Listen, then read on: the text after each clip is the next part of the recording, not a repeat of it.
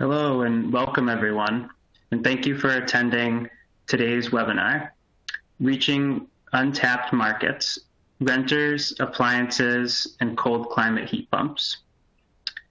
Today we'll discuss these very important topics that will shape how we impact energy efficiency in our country in the present, now, and for years to come.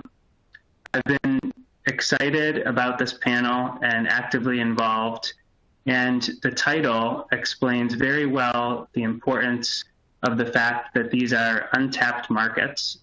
It will be exciting to hear from our presenters how we can be a part of making these markets developed in our jurisdictions. My name is Enoch Lenge, and I'll be your moderator for today, and my co-panel leader, Lena Burkett, will be guiding the question and answer portion of our session. Before we begin, I have a few housekeeping announcements, which is funny to say because normally housekeeping announcements when we're in person are things like turn off your cell phone and things like that. But here they are. Here's a few different ones for today. Your screen is customizable, so feel free to make the various windows in any large or small scale that you would like. You can even minimize them to drop to the menu at the bottom of your screen. Click through the widgets at the bottom of the screen to be sure you aren't missing any available options. Also, presentations can be downloaded as PDFs from the presentation list in the menu. Also, attendees are in listen-only mode, and you can submit questions through the question and answer box at any time during the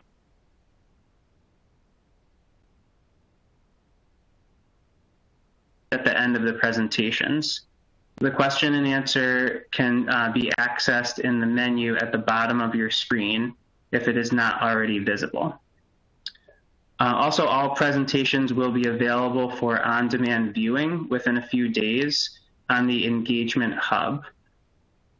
Later this afternoon, after the panel sessions, informal sessions and social times will be offered through Zoom links.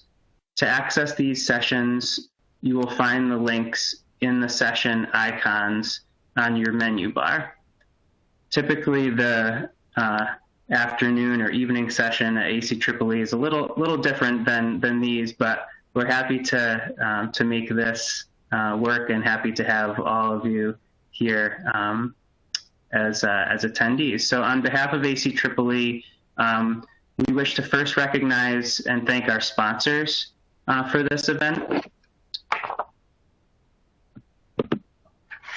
So we'd like to thank as gold sponsors, E4 the Future, Energize Connecticut, Eversource and Mass Saves, National Grid, SMUD, Southern California Gas, United Illuminating, and as silver sponsors, ComEdison, the Energy Coalition, Energy Trust of Oregon, Johnson Controls, NEA, which is the Northwest Energy Efficiency Alliance, On Semiconductor, Samsung, and TRC. And as bronze sponsors, we'd like to recognize Guidehouse, New York Power Authority, Opinion Dynamics, and VEIC, Vermont Energy Efficiency Investment Corporation.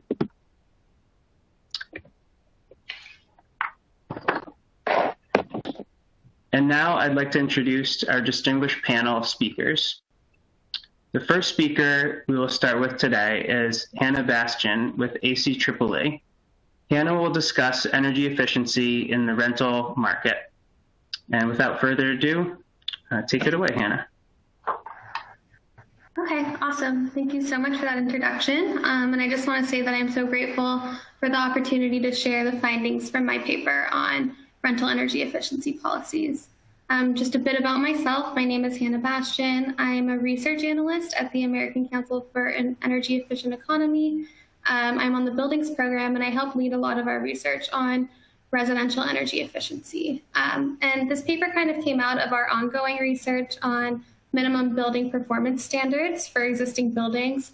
And Penny got into it a little bit at the plenary, but ACEEE is really focusing on driving energy savings in existing buildings because we think it's a really important and key component to reaching our energy reduction and greenhouse gas reduction goals. So in this paper, we really wanted to focus on rental housing policies that drive energy efficiency, because rental housing can be notoriously difficult to target in policies and programs. So we really wanted to focus in on this, this kind of group of housing that sometimes gets left out. Just a quick overview about what I'll be talking about. I'll give a really quick rundown on rental housing in the United States generally and the existing policies that cities are pursuing. And then I'll also give a little breakdown on the analysis I did about the potential energy savings for other cities that could be pursuing such policies. So just to kick it off, some background about rental housing in the United States. Rental housing markets really vary from city to city. Nationwide, about 35% of all occupied housing units are rentals, but that percentage really jumps up or down depending on the city. For example, I think 69% of housing in New York is rental, and similarly in, I think, Miami, it's 67%. Much like that figure, the types of housing, rental housing really varies from city to city too. As you can see in this chart, some cities have more single family or 2 to 4 unit multifamily buildings, and then other cities have a lot bigger buildings with 50 plus units or 20 plus units. In addition to that, the owners of rental buildings tend to vary as well, and they usually vary by building size. So individual investors are usually the ones that own single family or small multifamily building, while business entities tend to be the ones that own those bigger buildings. And I think that's really important to keep in mind when we talk about energy efficiency policies in the rental market, because a business entity is going to have different motivations and access to capital than an individual investor. So when we're designing these policies, we want to keep in mind who we'll be engaging with. On the next slide, I talk a little bit about energy efficiency in rental housing. Renters on average spend 27 cents more per square foot on energy than owners, and 44% of renters reported experiencing energy insecurity compared to 24% of owners. So all this kind of points to the fact that renters tend to live in less efficient buildings, and they also seem to experience energy burdens at a higher rate than owners. And we think this is most likely because of the idea of the split incentive, which is the idea that landlords and building owners of rental properties aren't as incentivized to invest in energy efficiency because they're likely not paying the energy bills, and therefore they don't get the economic benefits from making energy saving improvements. And likewise, renters don't really want to invest in capital in a building that they don't own. So you kind of have this mismatch of the incentive and reward, and as a result, renters tend to live in less efficient housing.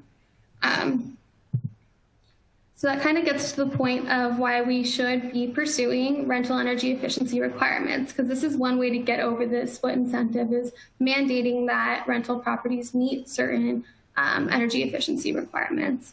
There are only a few leading cities that are pursuing mandatory EE requirements for rentals, and they tend to fall into 2 categories. You either fall into rental certificate policies or building performance standards.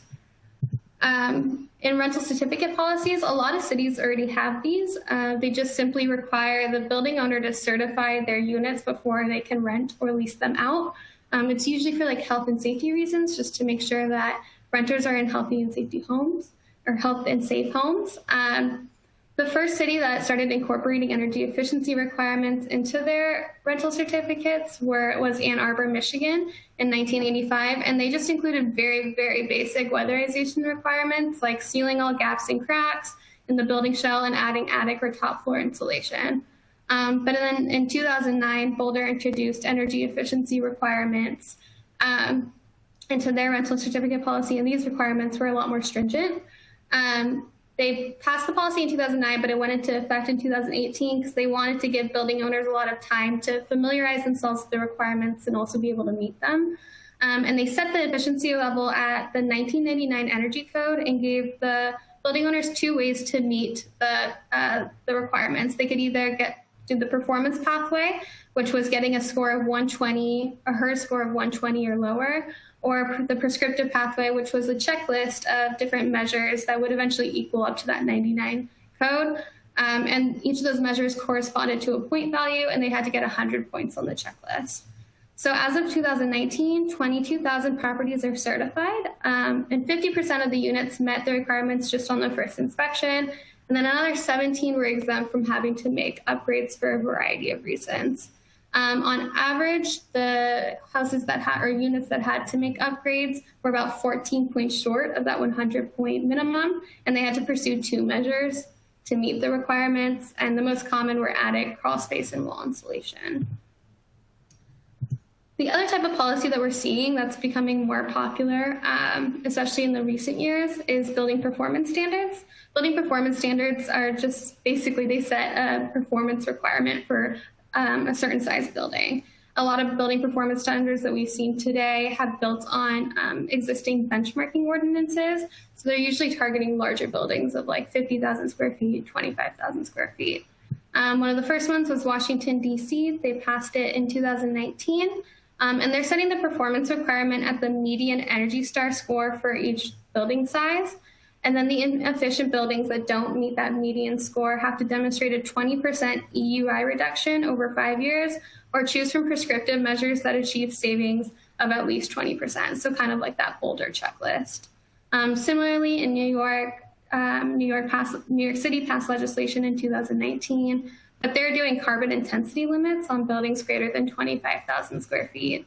The city has an override goal of 40% emissions reductions by 2030, and that equates to about 26% carbon emissions per each covered building. So in my analysis, I kind of wanted to look at a variety of different cities and their rental markets and see what the energy savings impact would be from pursuing one or both of these policies. I picked these 17 cities because they represent a variety of geographical areas as well as metropolitan sizes, and they also have a range of different types of housing. Some of them have more of those smaller rental units, and some of them have the bigger rental buildings, and all of them have pretty sizable rental markets.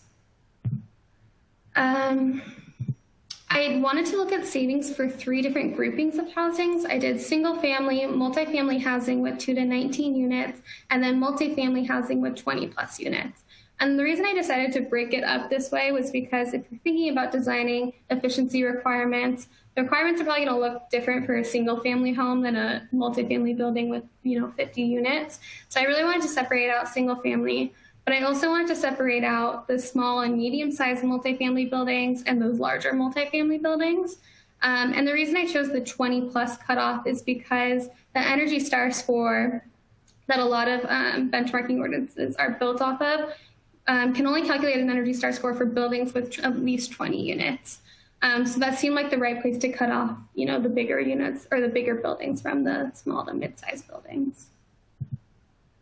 For just the sake of time, I'll run through these really quick, but my energy saving calculations I did by using the number of units from the US Census data. I got the unit EUI from the REX data, and I used the EUIs for different climate regions. So if a city is in a certain climate region, they use that EUI. And that's just because, a rental unit in Florida is going to have a lot different energy consumption than a rental unit in like New York or Vermont or somewhere. And then I also had to make 2 assumptions about what the policies would be requiring. I assumed that 50% of the units would have to make upgrades, and I did that based off of the Washington, D.C. policy, which set it at that median level, but also it's pretty similar to what we had seen in the Colorado policy. And I also assumed that each of those units that had to make upgrades would have to make a 20% savings, also based that off of the Washington, D.C. policy. And then to contextualize these savings, I wanted to put them in the context of, percent of the overall residential energy consumption in each data. So I got that information from the DOE SLED data. So just really generally, here are my findings. I guess it should be no surprise that New York shows substantial potential for saving energy by targeting rentals. Like I said, almost 70% of the housing in New York is rental housing. So it's pretty in line that they would probably have the most energy savings potential. But in general, cities could save up to at least 5% of their residential energy consumption by targeting rentals. And then I found that of these 17 cities, 8 showed the most potential for targeting multifamily buildings of 20 plus units, 8 showed the most potential for multifamily under 20 units, and then 1 showed the most potential in single family housing, and that was Philadelphia. Also, for the sake of time, I'll cruise through this, but you can look at my paper to look at these savings in more detail. But basically, I found 14 of these cities had the most potential in just multifamily generally. And then 3 cities had the greatest potential in single family and small to mid-sized multifamily buildings. So savings for multifamily buildings in less than 20 units. I also pulled out just this chunk of multifamilies with less than 20 units and broke them down by different categories. And I did that because, like I said earlier, 8 cities showed the most potential in this grouping. And I think it added a lot of value to show the breakdown just within that bigger grouping. And I was surprised to find that, multifamily with 2 to 4 units actually shows a lot of potential in a lot of cities. Even New York, where you would think all the buildings would be a lot bigger, that's actually a really big savings opportunity for New York. And this kind of also highlights why I wanted to do this overall analysis, is just goes to show that if you just pursued a policy that was only targeting those large buildings, you're actually leaving a lot of the savings on the table by not addressing, mid-sized multifamily buildings or even single-family housing. So in the discussion, I really get into, based off of these savings information, where would it make sense to pursue maybe a performance standard, or where would it make sense to pursue a rental certificate policy, and maybe where would it make sense to try both or a hybrid approach? So for the building performance standards, I kind of just considered those to only be for large buildings, because that's what we've so far seen in New York and DC. And they tend to build on benchmarking ordinances, which are also for large buildings. So the 3 cities that showed the most potential in the large buildings were New York, Portland, Maine, and Miami. And they could save a lot of energy just from pursuing a building performance standard for large buildings. On the other hand, the rental certificate policy for maybe smaller mid-sized buildings would also be a really great option for some cities. For example, multifamily under 20 units, New York, Portland, Maine, and Boston showed a lot of potential for targeting that subgroup. And then for single family, there's a lot of potential in Philadelphia and Miami. But I think it's really important to point out that we don't want to encourage just pursuing, a subsection of rental housing. We really want cities to target their entire rental housing stock. So there are a lot of cases where I think it would make sense to use both policies or expand one policy to be more inclusive. So for example, New York's policy right now targets buildings of 25,000 square feet, but we saw that multifamily, some of those smaller multifamily buildings that are probably not 25,000 square feet show a lot of potential for savings as well. So the city could either enact a rental certificate policy to capture those smaller buildings, or expand their performance requirements to include some of the smaller buildings. Similarly, Boston has a benchmarking ordinance already in place. They could use a performance standard to capture some of those bigger buildings, and a rental certificate policy to capture some of the smaller buildings. Somewhat similarly, well, actually not similarly, in Portland, Maine, they actually don't have a benchmarking ordinance already. So that city might want to pursue a rental certificate policy, especially because they already have a rental certificate policy, but they could include energy efficiency requirements that would cover all of the buildings, much like the Boulder policy. I do have just a few limitations and considerations that I wanted to point out in my energy savings calculations. The first one is data. Energy consumption data for rental housing isn't as robust as I think we would all like it to be. I used the EUI from REX. That EUI number included both rental housing and owner occupied, and we saw that there is a discrepancy in that. So I think if a city was pursuing these policies, they should really try to refine their EUI number for their rental housing. And similarly, for the total residential energy usage per year or per city, I use the SLED data from DOE, which is modeled data, but it only includes electricity and natural gas. So none of my savings are taking delivered fuels into consideration. And that is something if a city is, trying to figure out what their potential is, I think they would want to include. Also, the assumptions I made, the percentage of units requiring upgrades and the minimum savings per unit, those will all be dependent on both the city's policy and their existing building stock. So those could really fluctuate just depending on the city and the policy they choose to pursue. I also outlined some considerations for cities that they should take beyond, what I've done here with the savings. I think each city really needs to look at their building stock. For example, Boston has a lot of older housing. So if they're going to pursue this, houses that have to do upgrades will likely have to do more upgrades to bring it up to code. So they really want to take that into consideration when designing their policy. I think also a very big and important one is the impacts on affordable housing. Renters are already experiencing energy burdens, and we don't want having to mandate energy efficiency upgrades to end up being that cost being passed down to the renters. So really designing the policy with that in mind. And one of the ways that people can overcome this, or policymakers can overcome it, would be this fourth bullet of supportive programs. So that could be, an incentive program that the city develops, or providing TA to building owners to help reduce some of the costs, or surveying, what programs the utilities are already offering in that area and the incentives, and then developing incentive programs that can kind of fill in any of the gaps. So that's like one idea of how to, lower the impacts on affordable housing. But also Boulder did this with their program, and it proved to be very successful and helpful for bringing down the cost of the improvements to rental housing. And then the last consideration is just workforce development. Obviously, the city wants to make sure that there are workers that can do the checklist, that can go in and get a HERS rating, and also, actually perform the energy efficiency retrofits that would be required in the units. So making sure that there's a robust workforce in the city can really help make these policies successful. So that's just in conclusion that, rental housing shows a lot of potential in a lot of cities, and each city has a really unique rental housing market, and therefore these policies should not be one size fits all. Each city should really evaluate what their unique needs are and their unique housing stock to design the policy that best meets their needs. So with that, I will end and turn it back over.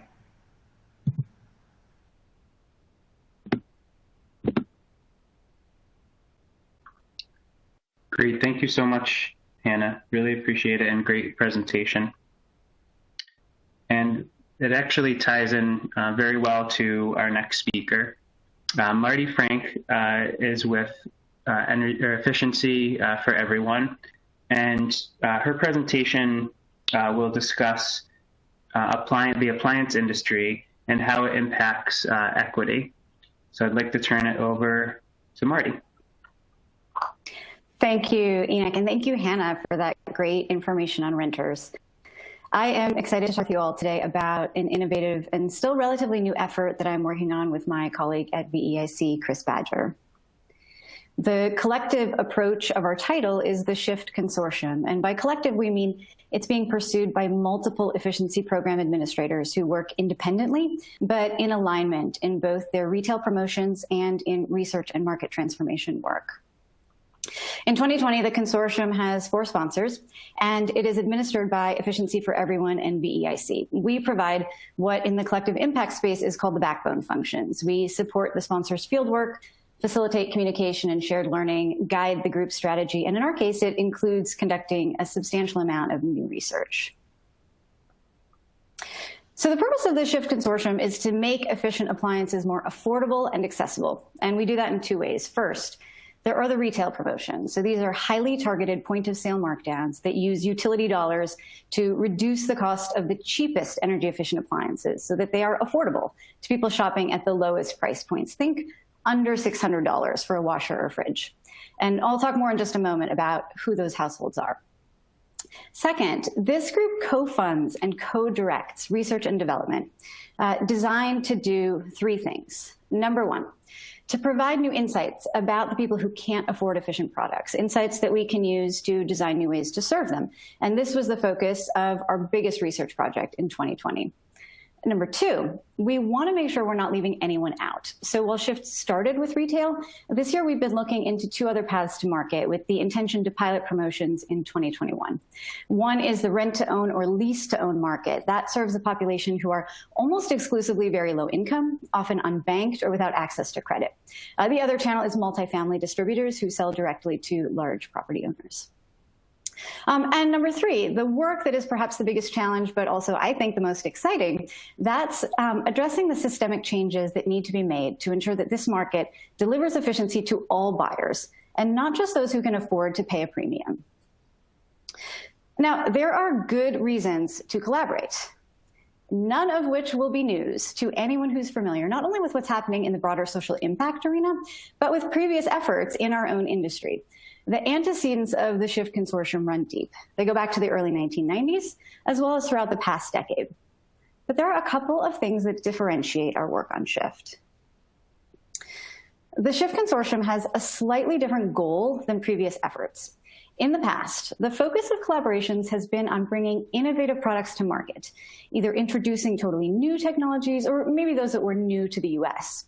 What Shift is after is not the introduction of new technologies to market, but rather the diffusion of today's best on market technologies, a broader, deeper adoption. So in the language of Everett Rogers, the classic theorist of the diffusion of innovations, the work that the Shift Consortium is to bring efficiency to the late majority, the approximately half of the population that is the last to adopt new things. Now, Rogers had his ideas about why half of the population is slower to adopt new things. He pointed to their personal characteristics, skepticism about innovation, lower social status, lack of financial liquidity, lack of social connectedness. We have our own characterization of the market and what motivates the population of non-adopters, and it's a bit different. We frame the lag in adoption among Rogers' late majority, and not as resulting from individual attitudes or beliefs, but as a systemic problem, a consequence of our long history of economic and racial injustice and the market structure they have created. This understanding of the inequities in the appliance market as systemic in nature underlies all of the consortium's work, from program design to research to market transformation. And it ties what we do in clean energy and the problems we're solving to the larger project of creating a society that is more equitable and more just. So let's start with the equity problem in the appliance market. I'd like to invite you to take a critical eye to what you may have read, for example, in the New York Times, because you may have been led to believe that efficient appliances are widely available and accessible. I'd also like you to be critical about what you may see with your own eyes, images that seem to indicate that appliances like these washers and stainless steel French door fridges are the norm. Now, it's true, many people buy these mid and high-priced feature-rich appliances, but it's not necessarily most people, and it's certainly not the average person. Because the people who buy even a mid-range appliance, let alone high-end ones, are wealthier and whiter than your average Americans. So here's a reality check. If this is what retailers and manufacturers present to us as the norm, the American actually gets when they buy an appliance. And retail sales data show that these bare bones white boxes are about half of all washers and 1/3 of all refrigerators that are sold in the US today. Now, if the only difference between the cheapest appliances and the more expensive ones was price and features, then we wouldn't need to pay them any attention. The problem is that features and price are not the only differences. There is also a substantial difference in energy performance. The easiest way to look at this is using Energy Star market share. Energy Star market share tells us the extent to which each group of products is populated by best-in-class performers. Are the appliances that get sold in the top 20% of performers in their category? So let's take clothes washers as an example. Overall Energy Star penetration in the clothes washer category in 2018 was 51%. Okay, now here is your opportunity to participate. I understand this is only one of 2 chances you are going to get during this conference to take a poll. So let me ask you, what do you think is the Energy Star market share among the mid-tier and high-end washers? I believe there is a bit of a lag, so I'd like to ask you to answer quickly so we all don't get bored and start checking our email. Okay, I'll give you 2 more seconds to enter what you think the penetration is. 51% overall. Okay, so among the mid-tier and high-end, most of you think it's either very low or fairly high. Okay, so here's another chance to participate. Consider this practice for November. Vote early. What do you think is the Energy Star market share among the lowest price models? So those under $600 models. 51% overall in the category. Couple more seconds. Okay, let's see what you think about that. No answers. Did I not give you enough time to respond? I'll give you 2 more seconds. What do you think is the Energy Star market share among lowest price models? Now we have answers. Okay, you think it's very, very low. You're very pessimistic. And in fact, you would be correct, but I think I've given you some hints along the way. Yes, in fact, in our mid and upper tier appliances, we always see greater than 70% Energy Star market share. And a lot of times it is closer to 90%. And among those cheapest appliances, those that up to half of all people buy, we pretty much always see below 30%. And it's commonly closer to 15%. It's usually not down at 10%, but you're in the right direction. And in fact, when it comes to the best of the best, Energy Star most efficient, the market share of those products in this under $600 category is 0. In fact, it is not unusual to see up to a 7-fold difference between Energy Star market share in the cheapest products versus all the rest. And that is a bigger differential than we see in solar, where a recent LBNL study found, quote unquote, only a 4-fold disparity between the rate of adoption of lower versus higher income households. We have created a market in which nearly all mid and high-end appliances are as efficient as we know how to make them, and very few of the cheap ones are. Put another way, we have an appliance market in which up to half of all buyers are effectively locked out of efficiency, not because of their attitudes or beliefs or social status, but because of the price point at which they are shopping. For the Shift Consortium, one of the most important questions we asked this year was, who are these buyers? Now, up until a few months ago, we couldn't have answered that question. And honestly, neither could the retailers we work with. Everyone had a general understanding about who opening price point customers are, but as far as we could tell, no one had anything more than anecdotal data. So we focused our biggest co-funded R&D project of the year on finding out who these customers are, how they differ from people who buy higher priced products, why they're in the market for an appliance, how they made the decision about what to buy, and how they paid for it. We wanted, in short, to know what we needed to do to be more effective in delivering efficiency to them. We fielded this study using the D-Scout mobile app, which, while it did introduce some biases, allowed us to get deeply qualitative data. So in addition to typical survey questions, we got 4 videos from the respondents, which showed us their appliances, walked us through their decision-making, even took us on a tour of their homes. So here they are. The 52 opening price point buyers in our study. They range in age from 22 to 68. They live in big cities and small towns across 22 states. And they work as teachers, retail sales associates, nurses, rest area supervisors, cemetery caretakers, machinists, restaurant managers, meat processors.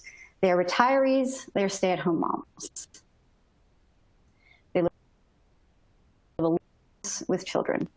And as a group, they are different than our study who paid more than $100 for their appliance. This group of low-priced or opening price point appliance buyers includes substantial proportions of lower and moderate income households. Their median income is $68,000 compared to $90,000 for buyers of more expensive appliances.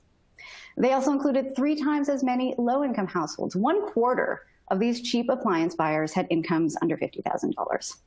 35% of them are renters. And compared to people who pay more for an appliance, these buyers are more likely to have a number of characteristics that make them a population of interest for utility programs. 45% of them are people of color. 23% live in a multifamily building. 29% of them bought a used appliance compared to 1% of higher end buyers. And 82%, nearly all of them, were in the market for an appliance because they needed it, not because they wanted it. And they are financially strained. In the last year, 1/3 made a financial or health trade-off to pay a utility bill. They forego food and medicine. They keep their home at an unhealthy temperature, and they still receive a disconnection or shut-off notice.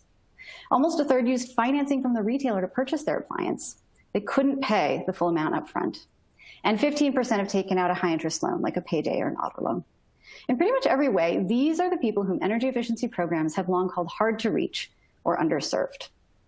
And in fact, they really have not been well served. Sure, we've given them light bulbs, and we've taken away their old refrigerator. But when it comes to efficiency measures with a price tag, they're not buying. Because for this group, price is the most important factor in their decision. And at this price point, efficiency costs more, and it is often not within their means to pay for it. Knowing what we do about buyers of low-priced appliances, it is not surprising that the retail markdown strategy we've been using works. We're helping people not have to trade off energy efficiency. For $50 to $100, we can offer these price-sensitive buyers a better product for the same or nearly the same cost. Earlier this year, Opinion Dynamics evaluated the impact of the shift promotion, and a shout out here to my former colleague Jordan Folks, who did this analysis. Opinion Dynamics looked at 10 stores of a national retailer in Oregon, comparing sales data from 2019, when the promotion was in effect, to sales data for the same set of stores in 2018, the year before it started. They found an observable and statistically significant increase in the market share of the incented Energy Star model and a decrease in the market share of the baseline inefficient model. And we can see this change when we look at sales volumes too. So total year-over-year sales were down at these stores by 20%, but both of the models we focused on deviated from that norm. The inefficient baseline model we were trying to shift people away from had an 80% larger drop in sales than the category as a whole. And the sales of our incented model, a low-priced Energy Star washer, deviated from the category average by 125%. The bottom line was a statistically significant increase in Energy Star market share among the cheapest full-size washers, those that accounted for about a third of all the washers sold in the stores. That market share rose from 22% to 27%. So the shift approach of using utility dollars to make efficiency more affordable to our most price-conscious shoppers, it works. And why wouldn't it? Because in theory, who's going to turn down a better product for the same or nearly the same cost? Well, it turns out there are a lot of reasons why a promotion like Shift can struggle. And you probably know that old energy efficiency adage, all successful retail promotions are alike, all unsuccessful retail promotions fail in their own way. Some of these are within our control. For example, the data show clearly that the more of the incremental cost we pay, the more people will shift over. Then there's the set of things that retailers control and that we work with them on. So, for example, where the models are placed on the sales floor. It turns out more people will make the shift when they can compare models side by side. And then there are the things that manufacturers control. And here we start getting to root causes. And this is the point at which I need to tell you that retail promotions alone will not be sufficient to create the change that we need to see in the appliance market. Because it is really hard to put an incentive on a product that doesn't exist. And that increasingly is the position that we are finding ourselves in. If you're in the market for a cheap washer, here are your options. Let's start with what we don't see. We don't see any European or Korean brands. The low end of the market is dominated by US manufacturers, 3 of the 4 owned by Whirlpool. If you're looking to upgrade to Energy Star, you're going to pay a premium, even for the cheapest Energy Star option, and that's if you can find pretty good Energy Star version of their best-selling washer. $100 more, pretty bare bones, no bells and whistles, but just what we wanted to see, a more efficient version of the cheapest bestseller. But it was never on the sales floor, and now it's been discontinued. Maytake's cheapest Energy Star model is usually on the sales floor at retail, but it's at a higher price point and it's bigger, so the energy savings aren't as large. Amana, yet another top seller, a Whirlpool brand, they don't have any Energy Star top loaders. Finally, there's GE. Not in as many retail stores as other brands, but it does have a comparable Energy Store model. And when it comes to front-load machines, don't even get me started. This is our best on market technology, and these are almost totally inaccessible to opening price point buyers because of their premium price. In our sample of our customer insight study, we had 35 washer buyers. 32 of them bought top loaders. Of the 3 that bought front loaders, 2 bought them used, and a third bought during Black Friday when he got $250 off. These buyers cannot afford a front loader, and at today's prices, even the most generous efficiency programs cannot afford to help them. From our perspective, the higher cost of efficiency and the scarcity of low-priced options are the reasons why efficient technologies like front-load washers and Energy Star top loaders have not been fully diffused into this market. This inability to afford efficiency has created a vicious cycle in which each element in the causal chain reinforces the other. The high incremental cost of efficiency at the low end of the price spectrum pretty much eliminates demand for those models. Without the demand, few low-priced efficient models get designed or manufactured. And the small scale of production means higher per unit costs. Without some external intervention, this negative feedback loop will continue. The challenge is to act on one or more of these elements to introduce change and thus disrupt the cycle. The SHIFT Consortium aims to do just this, turning what is today a vicious cycle into a virtuous cycle. So the way we have been doing this is the strategic application of utility incentives, to date on a relatively small scale in a handful of geographic areas. And what we've shown in these pilot scale programs is that reducing the incremental cost for price-sensitive buyers does indeed increase demand for efficient products. With each new promotion, the strength of our influence on this cycle increases. We don't expect the change we need through retail promotions alone, though. We are beginning to work on other market channels, and equally important to the targeted promotions and the deployment of incentives is the market transformation work.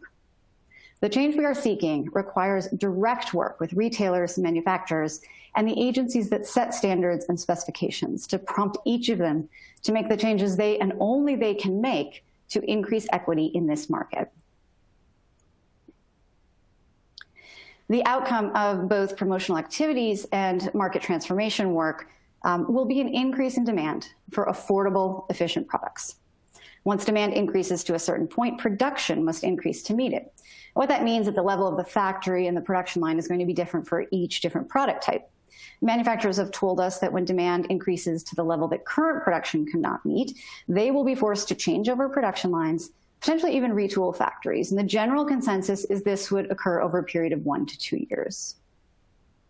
And it's at that point, if the theory of economies of scale holds, that we would expect higher production volumes to start driving down costs, essentially locking in a lower cost for efficiency and completing a now virtuous cycle in which higher volumes of production result in lower prices at the register, which in turn drives demand up and so on.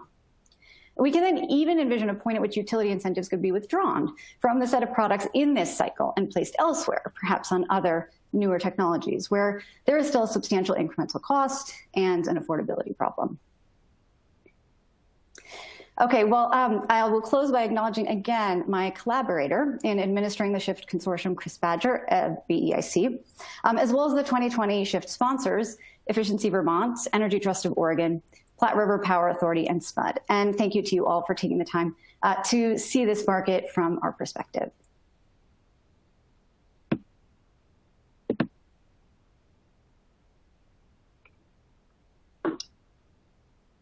Thank you very much, Marty. Wonderful presentation, really powerful and impactful.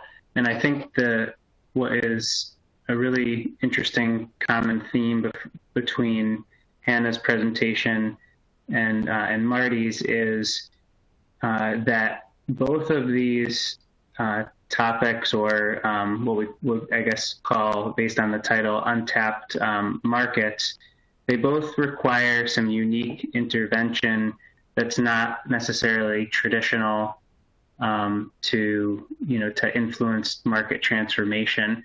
And so, we hear the importance of working on policies that and kind of at the city level, through Hannah's presentation, and kind of getting buy-in from certain cities and policymakers, and then from Marty, hearing the fact of how important it will be to work with the key stakeholders directly at the manufacturer and retailer and distributor level, and those folks in between that we kind of traditionally haven't always worked directly with, but how big the impact can be on a market, and the equity piece is so critical. So I'm really excited to see where that work develops and to be part of it.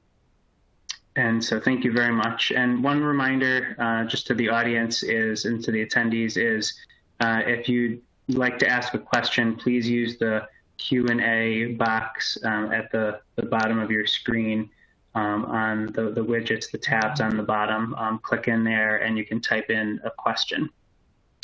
And now I'd like to introduce our next speaker, Emily McPherson with Center for Energy and Environment. Excited to have Emily, and she will explore the very important topic of cold climate heat pumps. Take it away, Emily. All right, thank you so much, Enoch.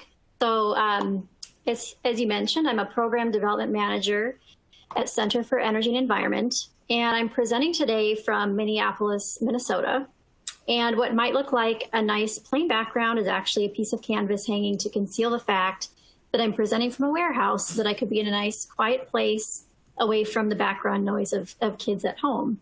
And so just like I demystified my backdrop here today, I'm going to pull back the curtain on how we developed a new collaborative statewide approach to accelerate the adoption of cold climate air source heat pumps here in Minnesota.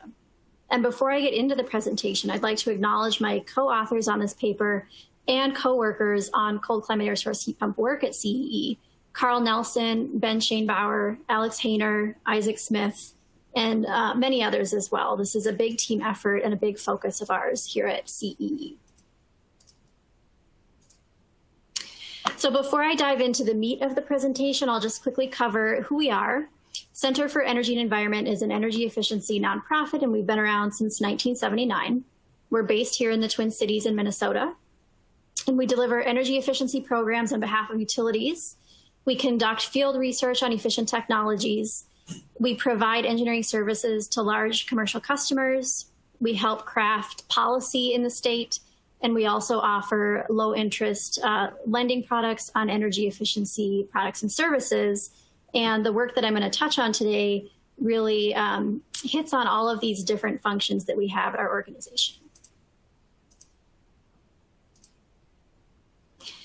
So in my presentation, I'm going to tell the story of how we arrived at our current statewide air source heat pump program to capture grid benefits, to provide clean energy business opportunities for the trade ally community, to reduce operational costs for homeowners, and to significantly reduce emissions. So I'm going to walk through CEE's field and market research on air source heat pump technology. I'll cover the market barriers in place around air source heat pump technology. And then I'll go do a flyover of a new program that we've launched this year to really accelerate adoption and installation quality for cold climate air source heat pump technology so that it's best suited for our very, very cold climate here in Minnesota. So in 2018, we completed a Minnesota potential study funded by the state to assess the trajectory of energy efficiency over the next decade. And at present, about 65% of our collective energy efficiency in the state comes from lighting, as I'm sure this is a common story. And over the next decade, lighting is going to decrease to become about 6% of the efficiency potential in the state. In the residential sector, space heating becomes the largest opportunity for energy efficiency savings. So this is going to have an enormous impact on utility programs. And of course, this is going to require a lot of action and effort on the part of everybody in the state to adapt to these changes. In some utility territories, particularly in outstate Minnesota, space heating makes up more than 60% of the energy efficiency potential because that's where homes heated by electric heat are more concentrated. And within that space heating category, air source heat pumps make up the vast majority of the savings opportunity. So as you can see there in the bar column, air source heat pumps are, I think, about 65% of the potential within space heating. And then the map on the right-hand side of the slide shows that outstate Minnesota has the highest density of electrically heated homes and therefore the highest potential for air source heat pump and cold climate air source heat pump technology. So moving on to our field research, we've performed or are in the process of completing 4 field studies to understand cold climate air source heat pump technology performance in Minnesota, in our climate and in our housing stock. And we wanted to see how the technology performs and also how to optimize installations. So it all started in 2013 when inverter-driven or variable capacity technology first came to market. And then shortly thereafter that, our friends at the Northeast Energy Efficiency Partnership began to bite off the work of differentiating products that work in cold climates. And on top of all that, we had record propane shortages, which is a big problem when you have hundreds of thousands of homes relying on propane heat in frigid temperatures. And this increased homeowner and market interest in looking for alternative heating technologies. So out of those market conditions, we began to undertake our state-funded fieldwork to understand the real-world performance of this technology in Minnesota housing stock and climate. So our 2015 study looked at 8 sites in a variety of residences with different product application types utilizing both ducted and ductless technology. Some of the sites were propane furnace replacements being replaced with a flex fuel centrally ducted cold climate air source heat pump. And some of the sites were ductless systems displacing electric resistance heat. So we collected and analyzed very detailed site data for over a year to determine the real world system performance in climate zones 6 and 7, where we're located. This graph is showing the different system COPs as temperatures drop below 0. So the green and blue line at the top are the air source heat pump technologies. The blue line is the centrally ducted flex fuel system, and the green line is the electric ductless technology. Both systems do pretty well on COP down to very cold temperatures. The ducted flex fuel system dips below a COP of 1 at about 15 degrees, and the ductless all-electric system stays above a COP of 1 down to -10 degrees. In fact, there was one installation near Lake Superior up in the northern part of the state in a home that had baseboard heating that had a cold climate ductless installation, and the homeowner was so pleased with the system performance and the energy savings, they actually ended up removing some of the baseboard heating because the air source heat pump was delivering a larger fraction of the heat load than we anticipated. And well below 0. So the results of this research show significant energy savings, as you can see in this table. For the systems that were dual fuel air source heat pumps replacing propane furnaces, the system saved 40% of the site energy needs, and homeowners saved between $250 and $500 per year on fuel heating costs. This application type also reduced emissions by 5%. For the all-electric and ductless systems replacing electric heat, the site energy savings were 55%, and the homeowners saved between $500 and $600 per year. This application reduced emissions by 55%. So as you can see, this technology has grid benefits, homeowner benefits, and environmental benefits in the form of emissions reductions. Now, I will note that the emissions factor on the propane replacement is lower than you might think because the emissions factor of electricity is more than twice that of propane right now. So even though the energy consumption is greatly reduced, the emissions is just marginally less. But this will improve over time as the electric grid becomes cleaner and cleaner. So with these results, it really gave our region confidence to start ramping up programming and working in the market to start capturing these energy savings. So if you'd like to learn more about our research, you can visit our website, and all of our research is publicly available here at mncee.org/heat pumps.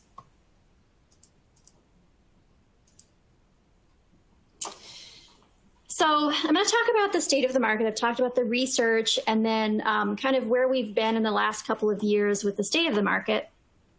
So we knew that the technology worked, but we really needed to understand what was happening in market so that we could craft the most effective program design. And from our experience, our utility partner experiences, and the market partners that we are in contact with, we knew that the air source heat pump market was starting to pick up. It's naturally become a pretty popular option for replacing air conditioning. It's a good option for homes that don't have cooling and want to add cooling. And also it's pretty popular when you have home additions and you need to add space heating and cooling. So just to go through some of the technical and market barriers that we've uncovered. So technical barriers that we've come across is that contractors don't typically optimize the systems for heating. I think there's some hesitancy that the technology can really perform in our cold temperatures. So they're a little bit conservative in how they set up the systems. Also, it's challenging for contractors to differentiate which product is cold climate versus standard product. There's some uncertainty on changeover temperatures and backup heat strategies and how to integrate the air source heat pump with the backup heat, to the best degree.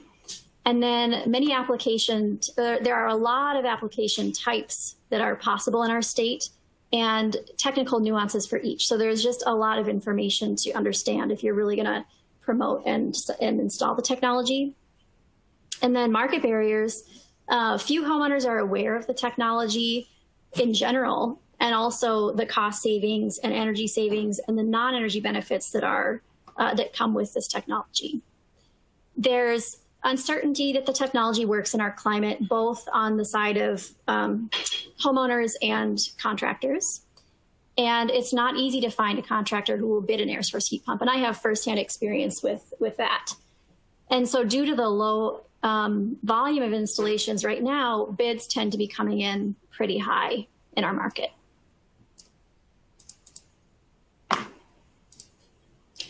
So we had this understanding of the technology, we had this understanding of the barriers, and then we wanted to craft some very specific research and program next steps to address those barriers.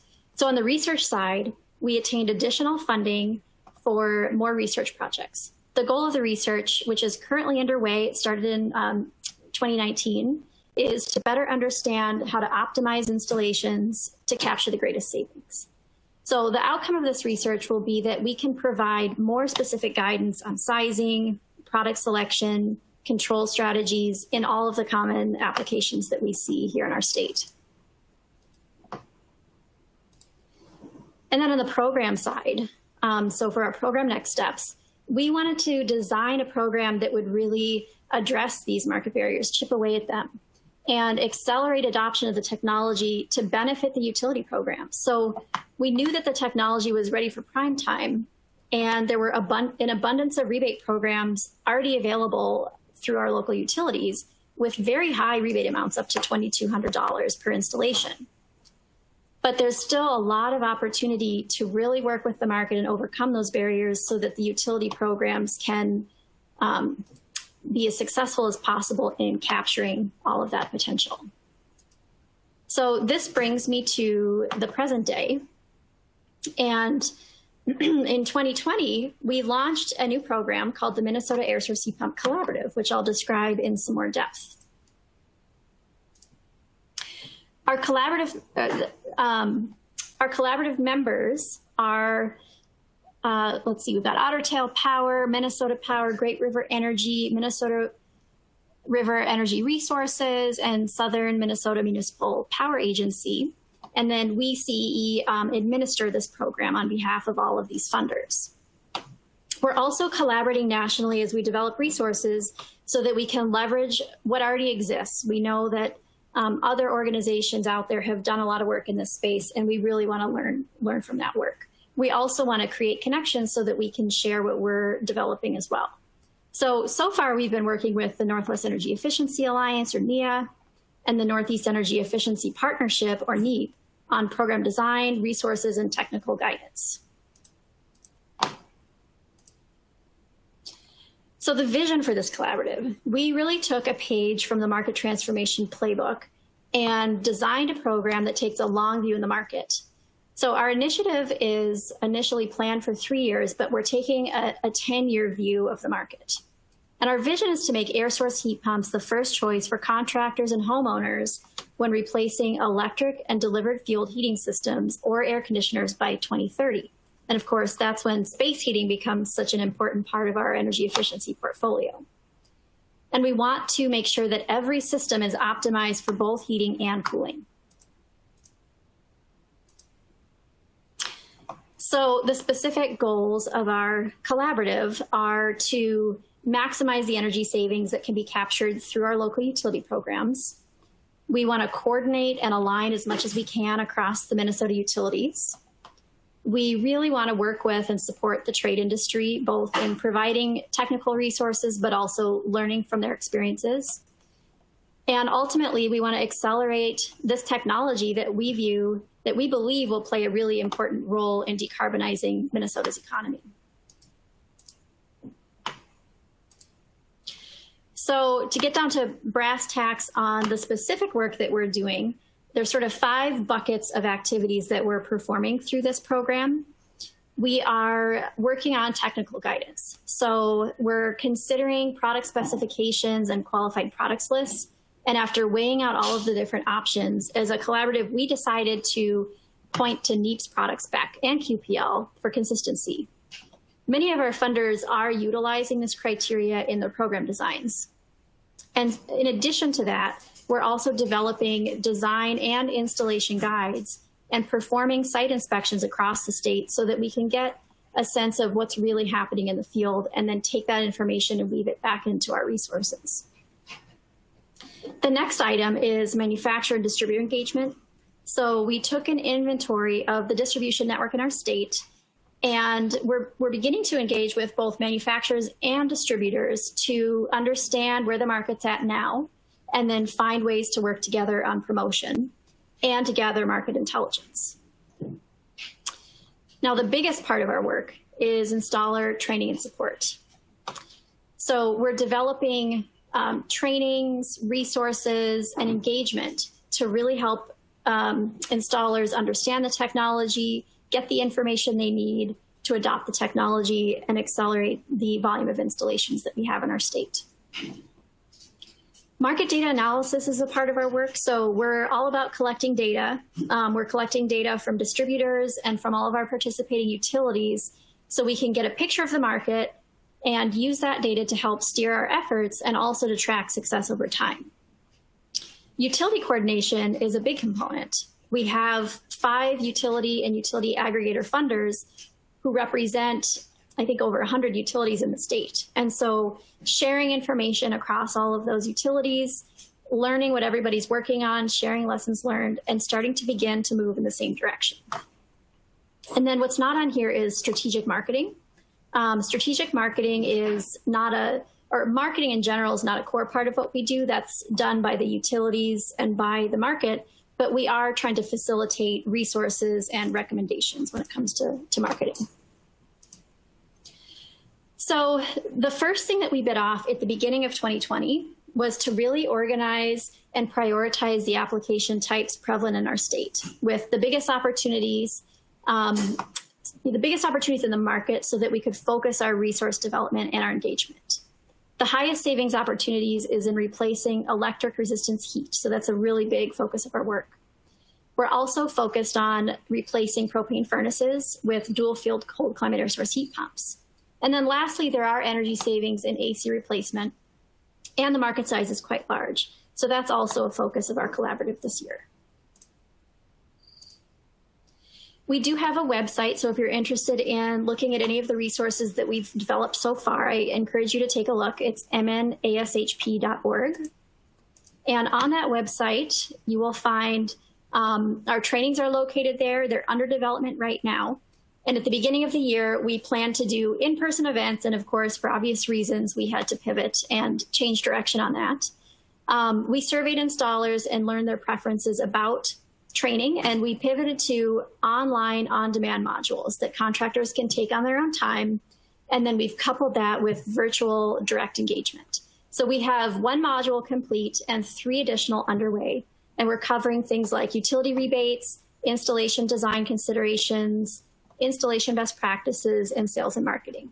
And these modules will all be complete by the end of the year. We've also developed an installation best practices guide based off of the guides that NEEP and NEA have, and then based on our own insights and feedback from our local market.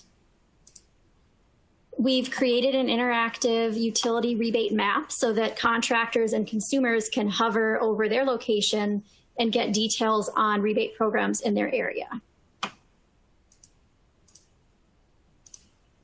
And coming up at the end of the year, we're growing our capacity for market outreach. We're completing our 30 site inspections to gain visibility into the field. We're completing an installation design guide and finishing out our trainings. So to wrap things up, what we've learned so far is that there's really strong energy efficiency potential and enormous benefits for air source heat pump technology. Incentives alone aren't enough. We really need to overcome the market barriers to realize our full potential. We also need to continue uncovering the technical barriers through our field research. And lastly, collaboration is the key to capturing this potential. So whether it's within our state, across utilities, or whether it's nationally, we need to really work together to move this market as quickly as we can. And we love to collaborate, so reach out and let us know if you're interested in learning more about what we're up to. So thank you so much. Thanks to ACEEE for hosting this panel. And I believe now we're going to move into the Q&A portion. Great. Thank you, Emily. I'm Lena Burkett. I'm the other panel lead working with Enoch. And I will be asking your questions that you've sent in the Q&A box to our presenters. We have a lot, over 50 questions so far, so we obviously can't get through all of them. They will be shared with the presenters afterward. So keep them coming. And we'll share with the presenters the questions that we can't get through in the next 10 minutes. Okay, I'm going to start with Hannah. Let's see. Oh, and let me just ask I think maybe y'all are all on. Yes, thank you. All the presenters have their cameras on, so you should be able to see them as they start answering the questions. Okay, for Hannah, what are the average savings per square foot for the multifamily homes? It seems like we see savings on an absolute scale, so it's not apples to apples comparison. There was another similar question just asking about defining what you mean by savings in your slides. So I think my calculations were using EUI. So that was per unit. So we are seeing the per unit savings. I wasn't doing square footage savings because the REX data doesn't really show you square footage per unit. They show you per building. And so for the multifamily, I couldn't figure out exactly how many square foot per multifamily unit there was. So that's why I decided to go with the EUI for each unit. Great, thanks. The next one is for Marty. And this one is a good kind of bridge between the two, the first and the second presentation. The question is, were you able to collect data on the low price point appliance purchasers being landlords? Yeah, great question. So in our study, none of our respondents were purchasing for a rental unit. We asked them, are you going to use this yourself in your home? And all of them said yes. That said, when we see the retail sales data, we have one way of identifying likely rental unit purchases, and that's when a single customer purchases two or more of the exact same item on the same transaction. And I would say so far what we see coming through at retail, so this is someone who just walks into a store, so likely if it's a landlord like smaller, like single family, mentioning, we don't see a ton of those, but we do see them occasionally. Great, thank you. Next question we have for Emily. This one is, can you speak more to the flex fuel systems? In this morning's panel, Catherine Dayam shared that the economics were very tight on cold climate heat pumps with fuel backups, but your on-the-ground results share a more promising story. Have anything to add to that, Emily? Yeah, I mean, I'm not a part of the research group, so I wouldn't say I have very specific insights that I could give on that particular topic, but I would point to our website and the research that we do have available there. We have very detailed information and breakdown of the site-by-site data. So for both the electric replacement sites and the flex fuel propane replacement sites. Great, thanks. Okay. We have more coming in, so I'm trying to look at them as they're coming in. We'll go to Hannah now. There were a couple of questions about the rental certificates. The one that one of them, I think this is captures a number of the other questions. Per slide 7, which we could pull up if we want. Oh, that's way down at the end. I'll find it. Per slide 7, what happens with apartments that do not get a certificate? Is it published with the expectation of affecting the market, or is it a requirement for being able to let an apartment? Yeah, so I think the rental certificate policies probably vary from city to city, but they're essentially what they're suggesting is that you have to get a certificate before you can actually rent out your apartment or your unit. As far as what happens if you don't get a certificate, again, I think it probably varies by city, but I'm sure there are, maybe fees or some sort of, something bad will happen if you don't actually comply with the regulation. So yeah. Yeah. So they are required for all rental units that are being occupied. Great.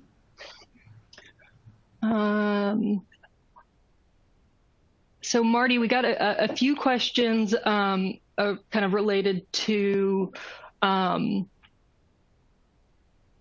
how policies and regulations might affect what you're seeing on the appliance market side. So this one is what specific policies or regulations support manufacturer and retail adoption of efficient low-cost appliances? Right. Well, I can tell you what policies don't support it, and that's what we're doing now. I mean, we have a couple options, right? We can require or mandate, or we can kind of incentivize and encourage. And on the requirement side, certainly our minimum performance standards, like our codes and standards, are our absolute best tool for helping our most resource constrained buyers, right? Because who buys the lowest performers, right? It's these customers. It's not people who pay more. So absolutely framing our codes and standards work as an equity issue, I think, is a really good place to start. The other thing I think is to really think about the unintended consequences of some of the encouragement that we currently give manufacturers. And one of the other questioners asked about, isn't it the case that, Energy Star has become or is currently used as a tool by manufacturers and retailers to upsell customers to premium products? And I think we see from the data that that is absolutely what is happening. And so I think the question that we are starting to look at this year, in particular in 2021, is what can we do to change that, right? What can we do to make sure that manufacturers are building these best on market technologies also into their lowest cost products? And I would tell you that we have some ideas, but I do not have an answer for that yet. All right, great. Thanks. You did a 2-for-1 for us, answering both of those questions. Okay, we have another one for Emily. There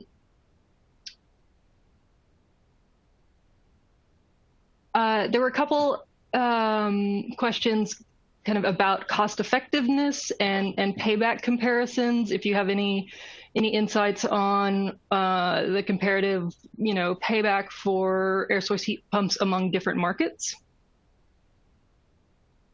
Yeah, that's a very complicated question, and it comes up among our funders. And I will say that the cost of electricity and the rate structures and the application type, I mean, you saw that matrix of different application types that we're focusing on. It's so complex. I can't really give a blanket statement about cost effectiveness other than I think, in the electric resistance displacement category, that's probably the most cost effective category. AC replacement probably comes in a close second. And then outside of that, it's very it's variable, and it's something that the utilities are handling all independently and individually. Right. Okay, good deal. Okay, I think we have time for just one more question. This might be a quick one. It will be for Hannah.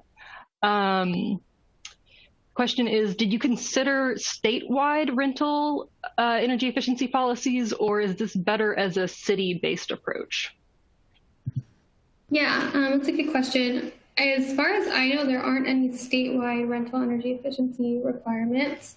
I think we'll probably see a lot more of these at the city level, but we do sometimes see building performance standards being passed at the state level. I think Washington State did that for commercial buildings, but I haven't seen it for multifamily buildings yet. So we didn't consider it because I don't think they exist right now.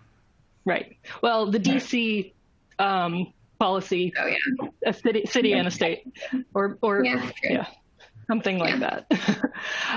Okay, great.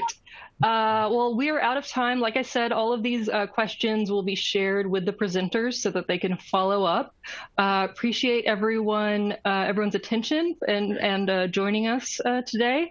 And we have a whole week of really interesting sessions coming up. So make sure to check out the daily email with social and networking opportunities and informal sessions.